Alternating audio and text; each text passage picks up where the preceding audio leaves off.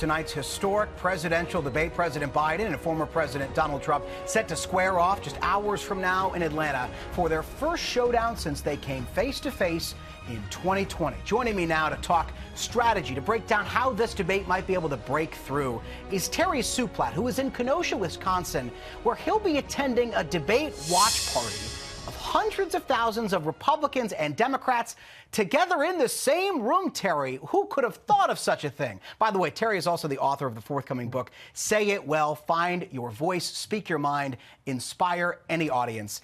Terry, we've got them in the same room. This is an organization that is hosting this event called Braver Angels that tries to tamp down on partisan divides in this country. I want to talk, though, about what you hear from these swing voters, what they want out of this debate, because they are all going to be there in the same room watching it together. That's right.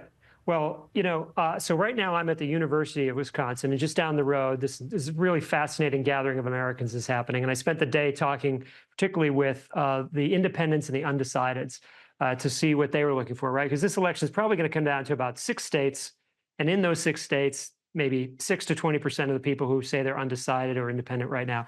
So I'm really fascinated to have this, to watch this debate with them, to see what happens. Hopefully it all goes smoothly. I think it will. One of the things that's fascinating about it is that they don't actually try to tamp down their divides. They don't try to get them to change their minds or views. They're trying to find a way that we as Americans can have debates like we're having tonight in a way that's more civil and doesn't tear this country apart and lead to moments, I believe, like we saw on January 6th. So, the candidates have a responsibility tonight to speak to one another in a way that doesn't drive the country apart. But it's falls to all of us to do the same thing as we watch it, as we debate it with our family and our friends. Every voter I talk to, Terry, even intense partisans, because I cover Congress in my day job, they want to bring the temperature of the rhetoric down. What would be your advice to both of those candidates on that stage tonight in order to do that? Right. Well, actually, you mentioned the book. This is one of the things I talk about a lot in the book. How can all of us, presidents, politicians, members of Congress, Americans, tone down the rhetoric? We can still have our views. We can still believe deeply in our vision of America, but we can do it in a way without demeaning and dehumanizing people. And I'd say, the number one thing that I would like to see tonight is that no one demonizes anybody else. No one dehumanizes anyone else. No one otherizes anyone else. We're a country of over 300 million people. We have to find a way to live together, to work together. And we cannot do this if we're constantly demonizing the people who disagree with us and calling them wicked and saying that, immigrants poison the blood of our country.